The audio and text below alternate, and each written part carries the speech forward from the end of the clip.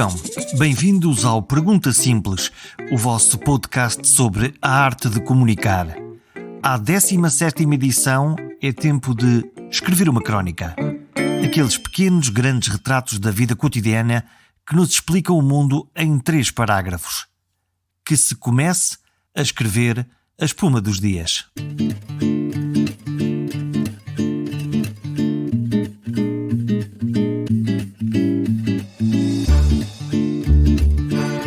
Aos melhores jornalistas cabe a tarefa de serem grandes repórteres.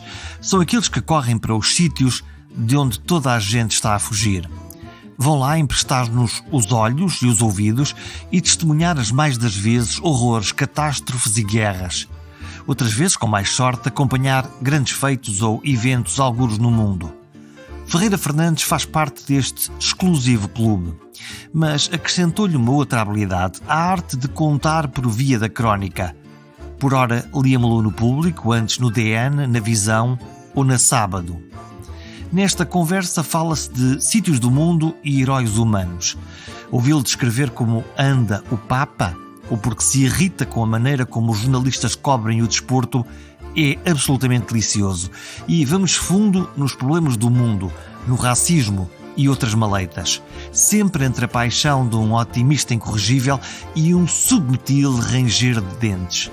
Desde logo, repórter sim, cronista também, mas mais intuitivo confessa-se a escrever do que propriamente um pensador estruturado. Eu sou cronista e sou repórter. Grande pensador disto. Não? Um pensador, sei ver as coisas, bicando-as assim. Um pensador tem de ser estruturado. E nunca o fiz. Por isso é que nunca dei aulas. Não sou. Sou na profissão aquilo que um cronista faz e que um repórter faz. Apanha o pormenor e sabe, adivinha o que é que está certo e é incapaz de lhe o explicar como pensador, exatamente. Vamos por aqui. Pensar nas coisas implica uma estrutura ou a intuição? É um caminho para conseguirmos descobrir a boa verdade? Essa é a pergunta. Essa é a pergunta. Eu julgo que há uma frase batida. Eu uso frases batidas, depois digo que odeio as frases batidas, que é andei a tirar o curso da vida para fazer o que sou, jornalista. E jornalista, a explicação simples a dar é aquele que vai, mesmo sentado, e volta para contar. Mas é verdade. Eu precisei de andar um bocadinho pela minha vida para perceber que eu tinha algum jeitinho para ver o que está e que às vezes as pessoas não notam. Vou por exemplos. E indo por exemplos, estou a falar de jornalismo, que o jornalismo é fechar o ângulo e não tentar explicar o mundo no seu conjunto. Aqui há pouco tempo, este ano, com um fenómeno que aconteceu e que chamou a atenção do país de uma coisa terrível, um jovem já não tão jovem, um homem de 40 anos, um cidadão de Lisboa, foi morto por uma razão horrível, que é o racismo. Ele foi morto, houve uma discussão sobre esta questão, foi morto e foram a Moscavide, que era o lugar onde ele foi morto. Os microfones dirigiram-se para várias pessoas que deram testemunho, e houve uma senhora para quem se dirigiu um dos microfones, e a senhora estava a falar indignada, mas mais que indignada, estava a falar sentida. Disse: isto é horrível, o que aconteceu é horrível. E, ainda por cima, apesar do senhor ser de cor, ele não fazia mal a ninguém. Isto tem de acabar, o racismo é muito feio. Foi o que ela disse, mais ou menos. O racismo dentro da própria frase de quem comenta indignado contra o racismo. E o que explodiu foi uma discussão sobre a linguagem. E não foi sobre sentimentos. Ora, a linguagem, o que aquela senhora dizia exatamente, não era o apesar de. O que ela dizia era o seguinte: o meu vizinho foi morto e isso é inadmissível. E a discussão nas redes sociais, julgo que nenhum jornal foi por aí, as discussões nas redes sociais eram o apesar de. E eu que já disse tantas asneiras, enganado no falar, tantos apesar de, fiquei indignado com uma senhora que estava a dizer aquilo que me comoveu e estava a ser completamente mal interpretado.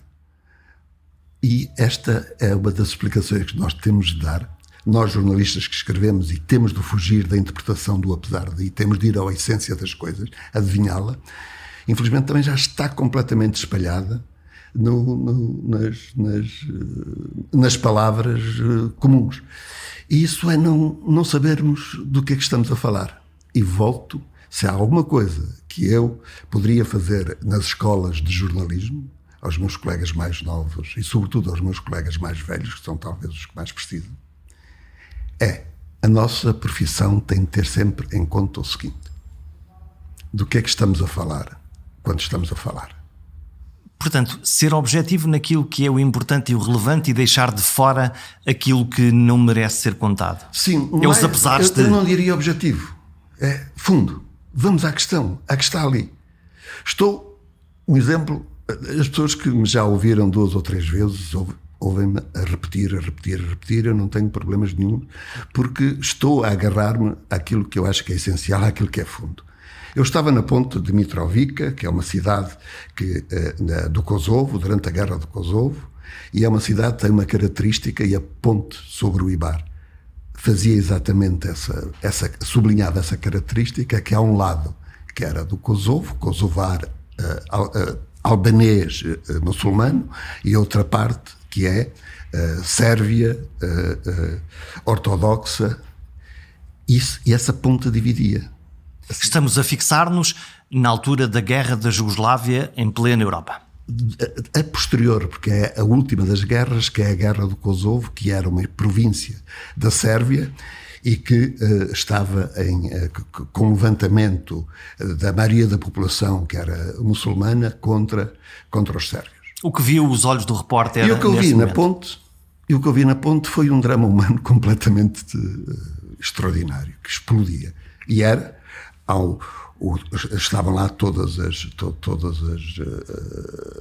nações europeias representadas com as suas forças armadas. Eu vi a entrada pela primeira vez do exército alemão depois de 1945 num país, aconteceu lá, e estava na ponte e vieram uns carros daqueles carros protegidos, carros de guerra, e que pararam no meio da ponte, porque eles vinham do lado muçulmano, que tinha os franceses desse lado, e era necessário trazer 2 pessoas para entregá-los ao lado italiano, que ocupavam-se do outro lado. Eles vinham do lado muçulmano e traziam 2 mulheres que aconteceu-lhes ter nascido sérvias daquele lado.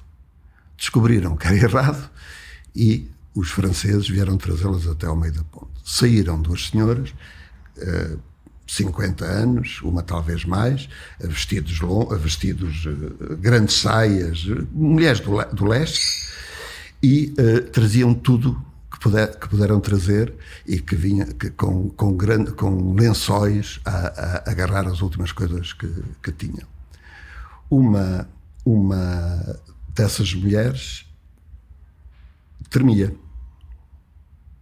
Eu foquei-me nela. Os soldados estavam completamente derrotados, porque sentiam que era uma coisa dura que estavam a fazer, estavam perante uma situação que não estavam habituados, eram garotos de 20 anos e que estavam a ver ali aquele drama. E das 2 mulheres havia uma que tremia. Toda ela tremia. Passamos para o outro lado, estavam lá os jornalistas de todo o mundo, passamos já com os italianos e com as 2 mulheres para o lado daqueles que eram os sérvios que acolheram as suas. As pessoas sérvias que estavam para as quais fomos, eles não podiam connosco, odiavam-nos porque sabiam que a maioria da opinião era contra eles. E lembro-me de um que se passeava e dizia: remember Charles Martel, remember Charles Martel. Uma colega minha até perguntou o que é que ele está a dizer. E eu, como ia escrever ao mesmo tempo que ela disse, só te digo depois, quando sair. E a senhora foi acolhida, foi para um café, ficou à porta do café. O café chamava-se Dolce Vita, em italiano. Isto não se inventa, era assim. Profunda ironia. Ironia completa. E a senhora tremia toda ela, sentou-se, recebida com todo o carinho pelos seus, sentou-se no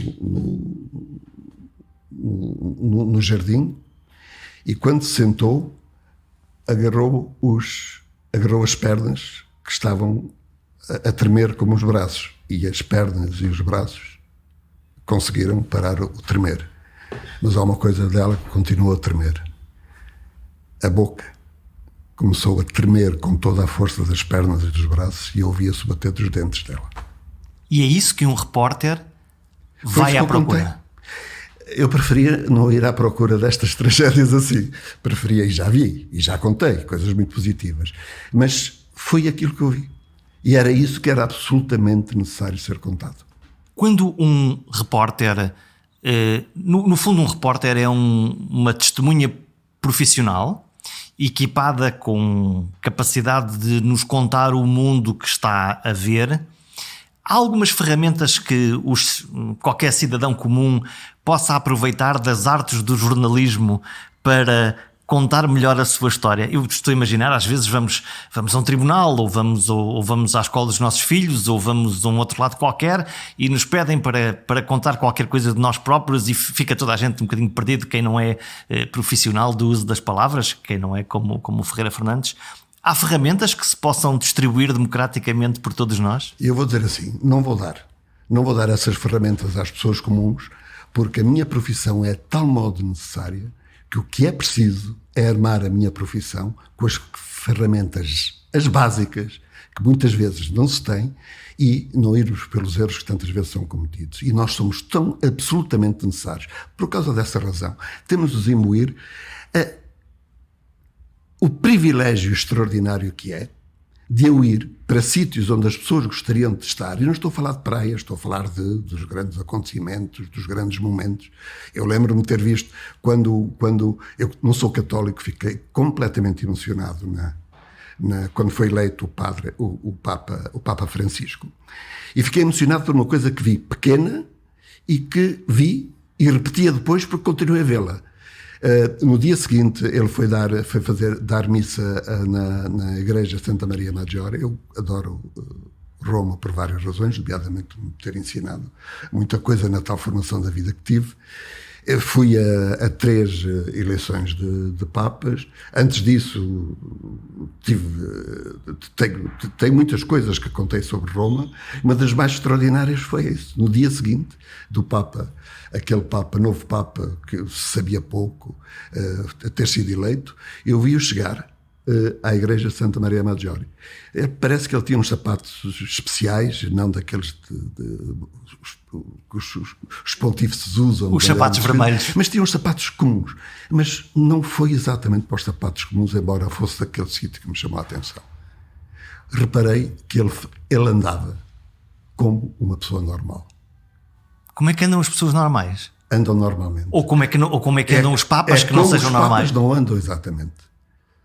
O Bento XVI não andava assim, o João Paulo II não andava assim, o Paulo VI não andava assim. Eles são, que falei há bocado uma palavra forte, como nós jornalistas somos imbuídos e eles são muito mais imbuídos, na medida que têm 2000 anos, se pesa, têm 2000 anos de história por cima deles, de grandiosidade e de crimes extraordinários, e isso pesa. E naquele homem vi esta característica. Mesmo o João Paulo II, que tinha vindo como a personificação de uma coisa nova, sou ar de jovem, de força, e de atleta, exato, imediatamente foi ganho pela função. E aquele homem vi, e gosto, já ouvi depois mais 4 ou 5 vezes, aquele andar comum foi o que me chamou a atenção e foi a minha crónica desse dia. Ainda vamos descobrir que a culpa é dos sapatos, que é isso que faz com que os papas tenham um andar especial. A culpa Ou é o peso? Não, é o homem. É o homem. O homem. Somos mesmo cada um é cada um. Isso marca absolutamente. Nós falamos aqui sobre comunicação. Há uma coisa que o Papa Francisco, Jorge Bergoglio, antes de Papa, fazia lindamente, que é, ele faz uma clara ligação com o seu público, que eu acho que nem para ele nem é público, com as outras pessoas. Ele faz ali uma ligação muito, muito, muito especial. Pois, eu não sei, não tenho... Vemo-lo nas ruas, vemo-lo a falar com as pessoas, vemo-lo como... Exato, lembro-me que ele reagiu até de maneira um bocado violenta com aquela senhora que o agarrou, mas depois ele vai pedir desculpa, mas até o facto de ele ter reagido da maneira violenta, como eu reagiria se alguém numa situação pública me agarra, foi tão como humano. A senhora estava a fazer... Pois, não, ele foi Bergoglio, não é? Foi aquele homem de Buenos Aires que parece ter sido sempre. Esta verdade não se inventa. Esta é uma expressão sua que eu usou há bocadinho, que é uma expressão do compromisso. Mas tu tinhas-me feito uma pergunta anterior, que era o que conselho é que eu poderia dar às pessoas. Tal e qual, e eu vinha à procura. Então eu daria, e como eu disse, não vou perder tempo a dar conselhos às pessoas em geral, porque é absolutamente necessário armar os especialistas para não fugirem de pelo menos o básico que devem ter. Quais são essas armas? Quais são esses básicos? Vou só dar uma para os alunos de jornalismo que nos estão a escutar. Agora menos, porque infelizmente vamos deixar de, cada vez menos fazemos reportagens longas e nos anos 90 dormia mais vezes com o meu colega jornalista, os fotógrafos, do que com... Já vamos às ferramentas. Em que sítios memoráveis esses para dormir para onde andaste? Há um sítio que me é completamente marcante, porque é o meu sítio, é a minha pátria, é a pátria da minha infância, é Angola. Estive lá na guerra, estive sem ser guerra, e é o meu sítio privilegiado. Foi onde fiz a reportagem que mais me interessou fazer, é Angola. As razões são pessoalíssimas e não são só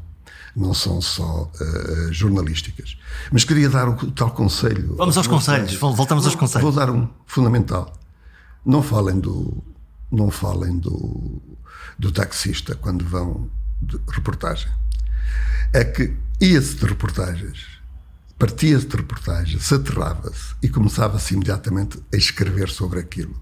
E perguntava-se se um tipo que podia ser extraordinário, podia ser um primo do czar russo que encontramos e que tinha uma história para nos contar. Belíssima história. O encontrei e, portanto, calei-o sempre. Isso era o quê? Uma preguiça? Não era uma preguiça. Para já era uma pobreza. Somos pobres, estávamos pouco habituados aos trabalhos longos e trabalhados, e então, muitas vezes, o editor, o chefe de redação, o diretor pedia-nos, mandas logo Manda-me uma história. E a história era-nos contada, e ainda por cima, com ingenuidade, o jornalista dizia, então, um taxista, e de vez em quando punha um nome, eu inventava, e dizia o que quer que seja de uma pessoa que não tinha nada para dizer. E o contraponto disto é, se vamos para sítios que são tão importantes para nós para lá irmos, temos que pôr a mão dos bolsos e tentarmos apanhar alguma coisa desse sítio. Para além de ler muito antes e falar com o máximo de pessoas possíveis, quando é possível. Mas, sobretudo, não ir pela facilidade e termos a consciência. É de tal modo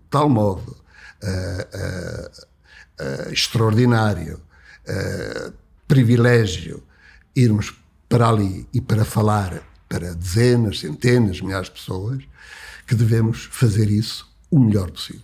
E o melhor possível é apanhar o que há de real. As coisas técnicas que obviamente são críticas para contar uma boa história, o saber perguntar, o saber ouvir, que são importantes. E a coragem, Ferreira Fernandes? A coragem de ir para sítios difíceis, de fazer as perguntas difíceis a quem não gosta de perguntas difíceis? Já fiz quando fazíamos congressos jornalistas, fiz um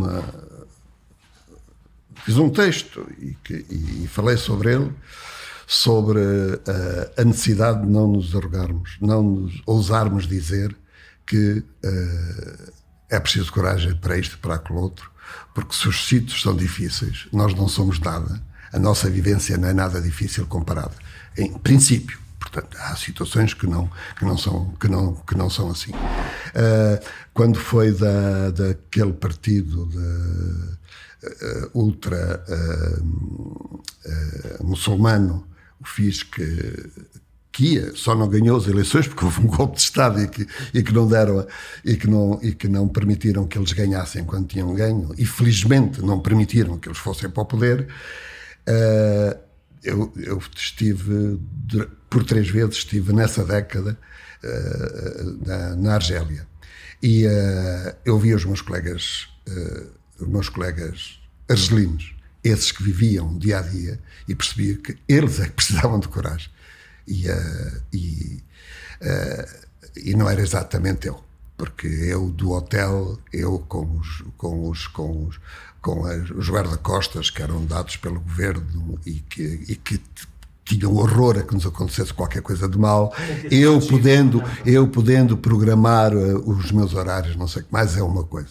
Outra coisa era o bilhetista billet em francês é a pequena crónica diária, que escreveu uma crónica a dizer: eu tenho vergonha de chegar a casa porque me arrasto pelas paredes, olhando para trás. Escreveu isto, era bilhetista do Le Matin e foi morto no dia em que saiu a crónica. Esse sabia, esse é que tinha necessidade de ter coragem, porque tinha aquela coragem de vomitar, de raiva, de medo, e medo pelos seus. Sim, agora nós não era tanto como isso.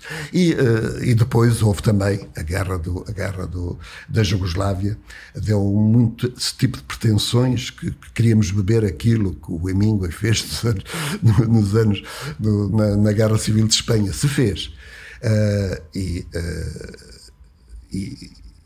era melhor não nos armarmos perante o mundo, porque ela é muito... Aquilo que fica, a pessoa comum, essa... Tem alguma coisa que merecia mais atenção do que o nosso medo, a nossa coragem. A questão do medo e da coragem, quase estranhamente, e aqui ao lado, não é muito longe, em França, em Paris, primeiro com os ataques do Charlie Hebdo, depois com um conjunto de outros ataques, aparentemente começa a nossa liberdade de expressão, de uma determinada ou de outra maneira, começa a ter algum tipo de reação, ora violenta por parte destes grupos radicais, ora de controle por parte do Estado. Nós estamos neste momento a viver uma pandemia onde em vários países as regras são se calhar um bocadinho mais extensas do que a situação o exigir. Referes, por exemplo, àquela lei francesa que foi retirada? Não fotografar os polícias, por exemplo. que é uma... Eu não sou exatamente sou o filho de, mas não vivi, porque cheguei com 1 ano. Eu estive exilado em França durante 5 anos e cheguei no ano seguinte a maio de 68, mas vivi todos os anos que lá vivi, eram anos de confrontos e de uma violência extraordinária entre manifestantes e polícias, e vejo o espanto que se não se poder fazer isso. Perdíamos, por exemplo, uma das mais extraordinárias fotos do maio de 68, que é um miúdo todo de cabelos vermelhos e olhares coruscante, que é o homem do maio de 68, o Cohn-Bendit, ele baixinho, olhar para um policial a uma distância que seria hoje interdita por causa da Covid, e essa foto seria proibida naquele momento, e era que mais não seja por essa foto ou uma estupidez. Nós não podemos contar o mundo da maneira aberta que conquistamos nós a democracia ao longo de séculos, e que tudo é para ser contado. Mas estranhamente, ou só a minha que me parece estranho, que um Estado queira usar uma lei para limitar a possibilidade dos seus cidadãos mostrarem qualquer coisa? Não, julgo que não é estranho, é até mesmo o comum é esse. O comum é isso. Quem quer que seja que tenha poder, e não vamos mais longe, cada um com o nosso pequeno poder que temos, há coisas que nos são inconvenientes que saiba e as escondemos, e se as podemos esconder, escondemos. Portanto, é muito mais natural que um Estado que tem, é de esperar, que tem tanto para esconder, que o tente fazer. E o facto é que há gente que, uns com mais coragem, outros com menos, fizeram isso ao longo dos séculos.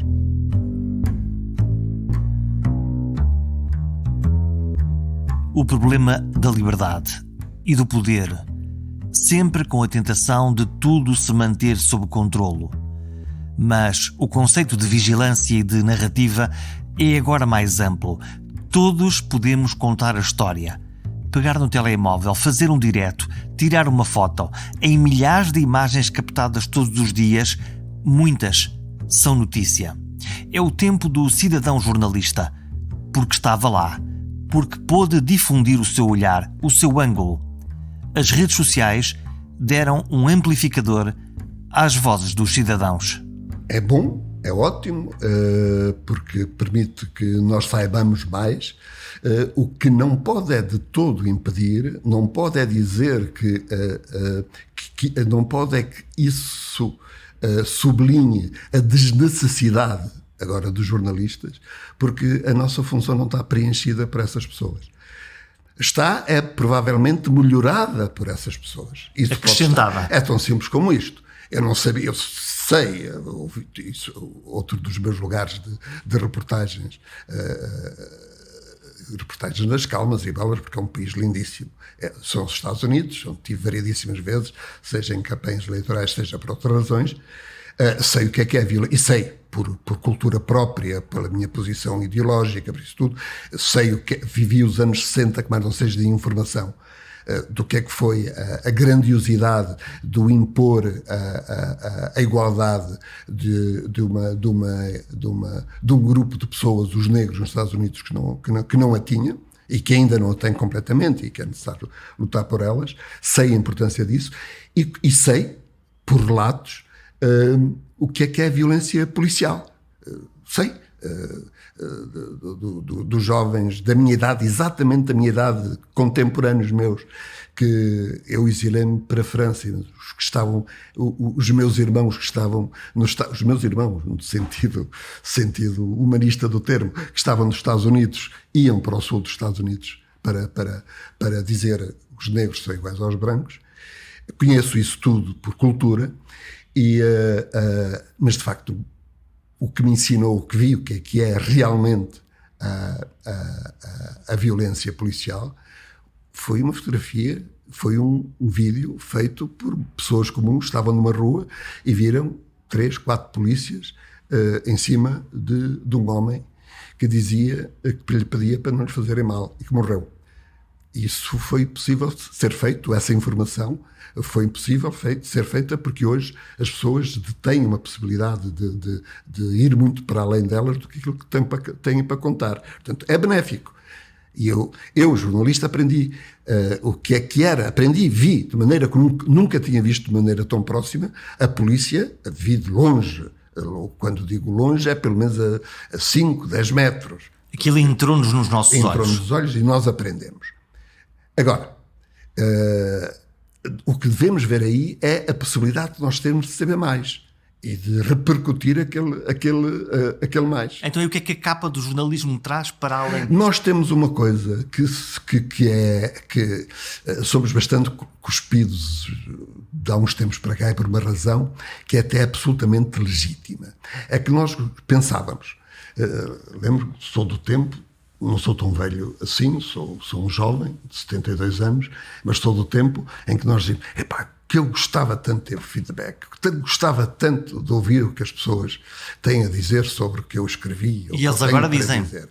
Agora dizem de todas as maneiras efetivas e já o dizem de uma maneira ilegítima, errada pelo menos, ilegítima não é? Vamos à caixa dos comentários dos jornais. Que dizem que estão a ver mal a coisa. É que nós somos uma profissão, de todas, seguramente, aquela que mais se autocritica. E isso não é percepcionado pelos cidadãos? Não é percepcionado. Não é percepcionado porque não vejo advogado. Vejo agora, por exemplo... No fundo, os jornalistas são... erradíssima da atuação erradíssima de um médico, no caso do CEF, a Ordem dos Médicos saltar cá para cima para defender o médico por razões unicamente corporativas. E como isso, muitos mais. Mas nós, os jornalistas, como sublinhou muitas vezes um camarada meu com quem tive várias distinções, mas reconheci-lhe sempre... Aquele que pensava, esse sim, pensava o que é que era o jornalismo, estou a falar do Oscar Mascarenhas, nós pomos em causa como ninguém, como nenhuma outra profissão se põe. Agora, temos de nos dar conta do seguinte, é que nós pensávamos ser sábios, enganávamos as pessoas mostrando uma sapiência que provavelmente não tínhamos. E isso hoje é bem visto pelas pessoas, as pessoas notam. As pessoas veem os nossos erros. Há um nível de informação e de conhecimento e muitas vezes, quando nós ousamos entrar em territórios mais específicos, há pessoas que são desse território e que nos sabem mostrar que nós somos ignorantes. Todavia, ao jornalista cabe uma coisa difícil, da vida, que é transformar, simplificar informação muito, muito complexa para públicos que não são exatamente esses públicos, não é? Explicar ao médico que é medicina... Acredito pouco, e não gosto quando os jornalistas se dizem específicos. Eu sou daquela área, ou daquela, porque é bom que saibam de todas as áreas, e algumas mais específicas, por gosto e por razões quaisquer, não interessa, mas o que eles devem é nunca esquecer que têm de ser generalistas. Não por eles, porque aquilo, por mais que saibam de uma coisa específica... Será sempre muito pouco. Não. Tem de ter em conta que isto é um jogo a dois. É uma dança a dois. É o jornalista e é aquele que ele informa. Portanto, o que ele tem de dizer é que seja percebido, compreendido por aquele para quem ele conta. Isso tem de ser sempre feito. E é um dos erros que muitas vezes nós caímos, é porque sabemos muito de alguma coisa sobre essa coisa. Enchemos-nos de nós mesmos. E se calhar por causa disso é que eu fiz, porque a esse nível sou bastante humilde, sou mesmo. Fiz a minha carreira em duas coisas onde tenho uma atenção tremenda para quem eu escrevo. E sou repórter, e sou... cronista. E dificilmente eu seria um bom entrevistador. Fiz muito poucas entrevistas na minha vida, por várias razões. E uma delas é essa. Porque o outro lado normalmente é muito específico e eu não saberia como dar a volta para o passar. Mas um repórter passa a sua vida a fazer perguntas. A fazer perguntas, mas não a pô-las depois, depois muito bem a encontrar, tende a encontrar naquilo que elas são de facto para serem contadas, mas também daquilo que o jornalista, se for bom jornalista, adivinha. É esta a questão que tem de ser discutida. No escrutínio dos jornalistas, neste tal feedback, neste tal retorno do que é que as pessoas pensam do trabalho dos jornalistas, abrindo qualquer jornal, se forem os desportivos a coisa ainda é pior, as caixas de comentários e os Facebooks das pessoas estão acirradas de uma linguagem, de uma forma... A coisa mais fácil que temos para pedras. Vamos falar dos jornalistas e sobre esse exemplo do futebol, como me choca as pessoas que vão comentar um jogo, e é para a generalidade das pessoas que vão comentar o jogo, têm de ter isso em atenção, porque por vezes têm centenas de milhares de pessoas a escutá-lo para aquele acontecimento ali, e fale-lhes a capacidade de ver o que se está ali a passar para toda a gente. Eu tive a sorte, há uma pessoa que me aquece muito o coração, foi o meu pai. O meu pai chegou com um irmão, ele com 17 anos, o irmão 16, chegou a Angola sozinhos e começaram uma vida nova sozinhos.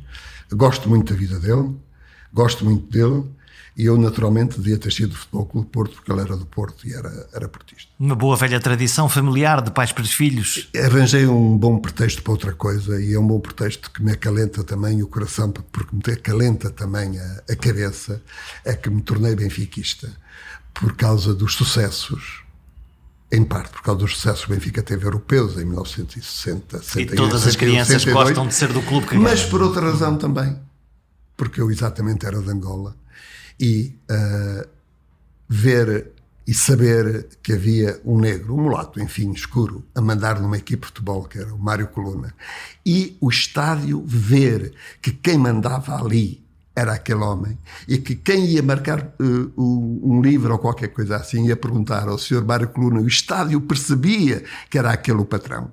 E isto já contei à minha filha, disse-me a primeira vez: e então, pai, isto não estou a ver. Pois tu não estás a ver, mas eu estou a ver. Antigamente não, isto era absolutamente novo. E isso foi uma novidade que merecemos, que temos a obrigação de agradecer ao Benfica, de ter mostrado isso pela Europa fora. O Mário Coluna mandar. Um não branco, um negro, a mandar numa equipe branca nos anos 60, andou a dar essa lição quando Portugal não era democrata. Num país colonialista que era na altura. Essa ambiguidade é absolutamente extraordinária a ter em conta. Então, dizia eu, quando vim estudar para Portugal em 1965, vim estudar para cá, para a universidade, fiz-me sócio do Benfica naturalmente e fui ver o primeiro jogo da minha vida, foi um Benfica-Manchester United. A isso chama-se escolher bem. Escolhi bem o jogo, muito embora quando eu estava a ver o jogo, sobretudo quando se aproximava do fim, à minha volta havia só homens a chorar e a rasgar os cartões do Benfica, porque estávamos, no fim, levamos 5-1.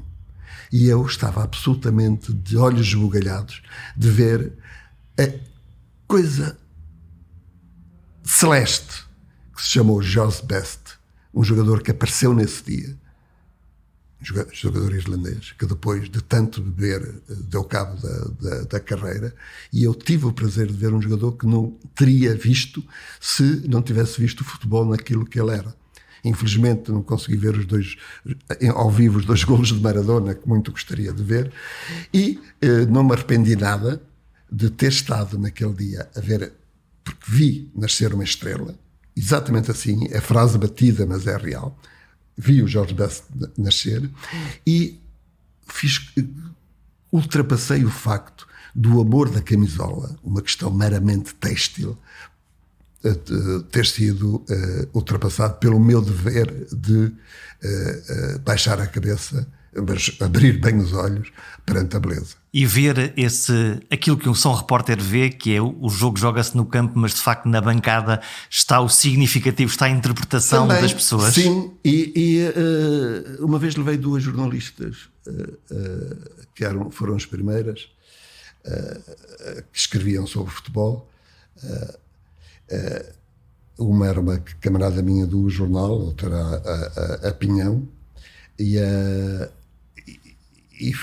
pedi-lhes para elas me explicarem as táticas que estavam a ser usadas, e foi um bocadinho o que é que eles estão ali a fazer? Brincadeira dessa reportagem, mas era através delas, através dessa coisa, porque elas não abusavam, porque eram boas jornalistas, não abusavam na narração das táticas, mas incomoda-me de sobremaneira quando as pessoas que estão nas televisões e a falar para essas centenas de milhares de pessoas se põem a falar com termos que não podem ser descritos. Cada macaco no seu galho. Acho muito bem que entre eles consigam ver e explicar e dizer que... Estamos a falar de quê? Das táticas? Do 4-4-2, da defesa das volantes e por aí fora? Todo esse tipo de questões, e depois são incapazes de ver os pequenos pormenores que ali estão e são incapazes de ver e calar, ou então pôr-se unicamente aos berros com com qualquer dos golos, o roubado. Fazer um relato, aí é diferente. Fazer o relato daquele golo do Maradona, que finta da maneira como fintou sete jogadores ingleses. Maradona é um tema fascinante para mim, porque Maradona é isso, é o herói e o anti-herói. Ele morreu recentemente, fez coisas absolutamente mágicas, e eu li nas notícias comentários que é, sim, apesar de ser uma estrela, mas também era um alcoólico, mas também era um toxicodependente, mas também era... Este é quase uma narrativa de anti-heróis, ou é não ter percebido nada do que é que aconteceu? Não, era também necessário falar disso, porque ele é filho disso. Ele é filho disso, é um homem que nasce num bairro de Buenos Aires paupérrimo, e tem esse embate de que é ser um jogador de género, provavelmente o maior que já existiu, ter características de jogo que entravam para os olhos dentro mesmo de quem não sabe de futebol. Disso que ele faz, era uma magia estética que ele interpretava. Tem uma coisa tão simples como a inteligência das moscas, que é daquele pé esquerdo que ele fazia com o pé esquerdo, que era quase que só o principal que usava. O Messi também o faz, mas não tem o lado dramático que tem o Maradona, e trazer toda uma equipe às suas costas é notável. Ele pega no Nápoles, que não existia, e é campeão. Mas isso é uma vezes. coisa. Outra coisa também é contar como é que um jovem que com uma relação com a família, pai, mãe e irmãs, que teve sempre protetora, e como é que o drama que é um jovem que está solitário quando ele vai para Nápoles, com todas as coisas que lhe prometem, as mordomias e o que conseguem enganá-lo e tomá-lo e ganhá-lo quando ele costuma ganhar. Isso também tem de ser contado. Outra coisa é como foi narrado na televisão portuguesa, nomeadamente, só esse lado negro sublinhado, e de vez em quando dizendo, só lembrando, sim, mas estamos a falar do maior jogador de futebol de sempre. Não, para se contar aquele maior jogador de sempre, tem de se deter sobre como ele foi mesmo o maior jogador de sempre, e contar isso como... porque foi isso que me fez entrar em Mas campo. isso é a forma de contar histórias que, por exemplo, eu não vejo um bocadinho no jornalismo francês, alguma coisa no jornalismo inglês, não vejo muito em Portugal, que é contar as histórias dos heróis do desporto, focado na condição humana e na condição do herói, e menos na tecnicalidade. Neste momento era de eu dizer aquilo que se costuma dizer nas entrevistas, ainda bem que me põe esta questão, mais uma vez uma frase feita, mas é exatamente essa questão. O desporto é tão simplesmente isso. É muita coisa mais, nomeadamente o que os desportistas fazem e o excepcional que fazem. Mas na questão social do desporto, o que ele são heróis. Volto a mim, a principal pessoa em tudo quanto eu escrevo. Volto a mim, estou-me a ver, tenho 10 anos, venho de férias cá com a minha mãe, estamos na Avenida dos Aliados, e há um indivíduo muito bem vestido, lembro-me sempre disso, que vem a caminhar para mim, eu reconheço, o coração aquece-me, porque é um patrício meu, angolano, defesa central do Futebol Clube de Porto, Miguel Arcanjo. Mete-me a mão na cabeça. Fiquei em êxtase. A minha mãe olhou assim para mim, olhou para o senhor, sorriu, cumprimentaram-se, tiveram um bocadinho a falar, e eu ali em êxtase. Era o Miguel Arcanjo, e gostava tanto dele, sobretudo porque era do clube do meu pai. Eu estava nessa transição na altura para e alguém que se chama Miguel Arcanjo e que põe a mão na cabeça é quase simbólico. É interessante, porque aqui há uns tempos estava a falar com um colega angolano, um amigo, e estava-lhe a dizer: tu, vê lá isto que me aconteceu. E ele disse: a mim não me aconteceria porque ele é meu tio. mas aí estava ali um herói.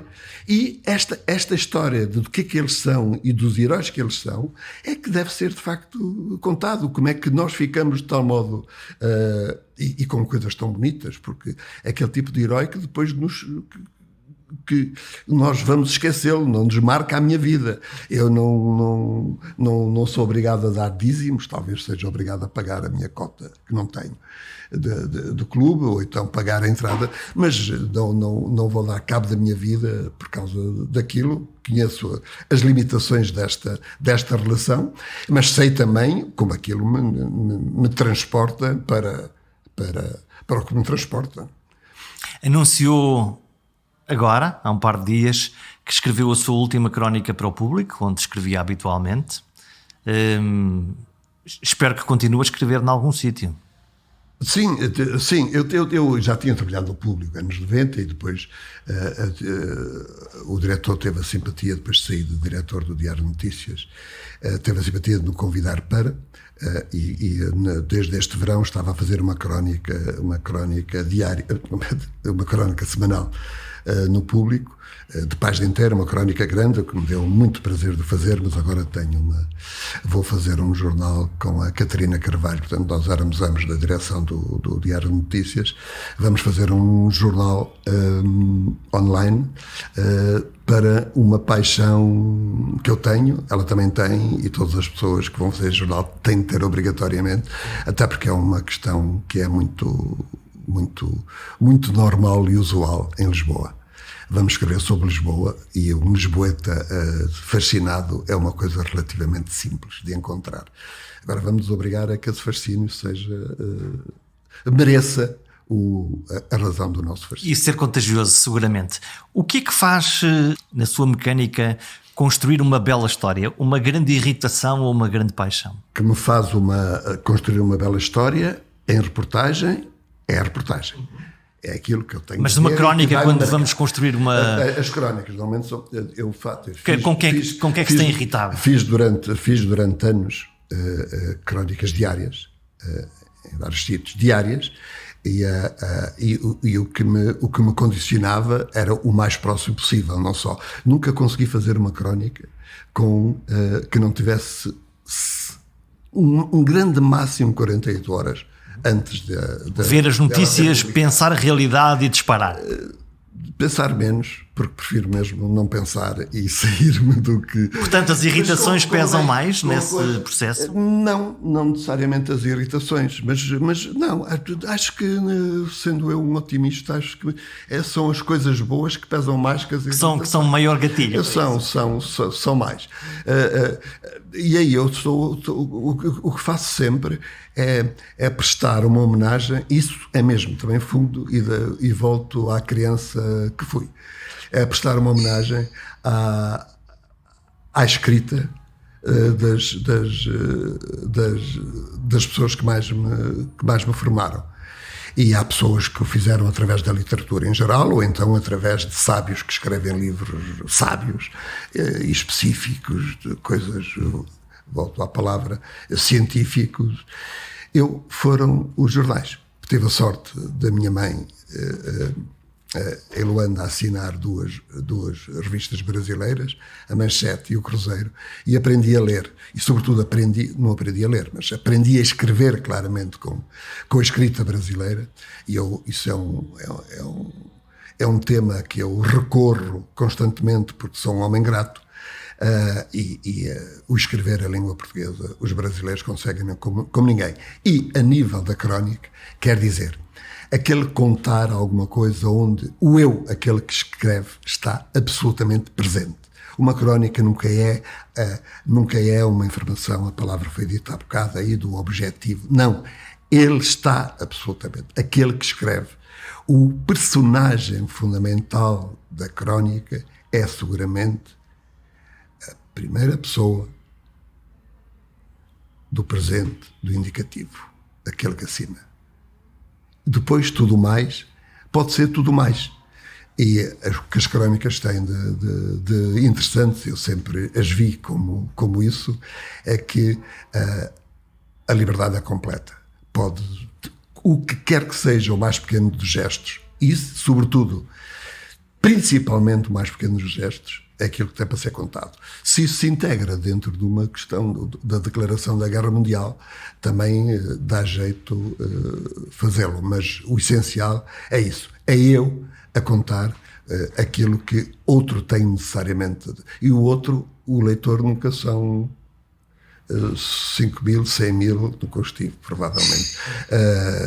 Ou 8 pessoas. É aquele. É aquele. Apenas um. É para aquele que eu... Já que falamos do eu, como é que o eu, Ferreira Fernandes, está a viver estes tempos da Covid? Com algum discernimento do tamanho dessa coisa. Porque podia-nos ajudar a pensarmos que há 100 anos aconteceu uma outra peste. E gripe espanhola. Não, e aconteceu em outras circunstâncias. Houve alguém que escreveu, acho que em inglês ou americano, escreveu aí bem contra a capa da revista Time, dizer o ano pior de sempre, vírgula, é não pensar o que é que foram os anos a seguir à Primeira Guerra Mundial, quer dizer, numa Europa completamente devastada, completamente, e com a sua juventude perdida. E se não perdida do morto, perdida por não ter uma perna, perdida por ter visto o morticínio dos piores que houve, que marcaram, que era o dia-a-dia. É difícil comparar qualquer coisa com isso. É difícil. E depois deu 50 milhões de mortos. 50 milhões. Nós não estamos aí nem de perto nem de longe. Nós temos muito mais informação, é uma coisa que é terrível, irrita-me muito que me aconteça na minha idade. Há um senhor muito bonito que disse, foi o segundo ou terceiro a apanhar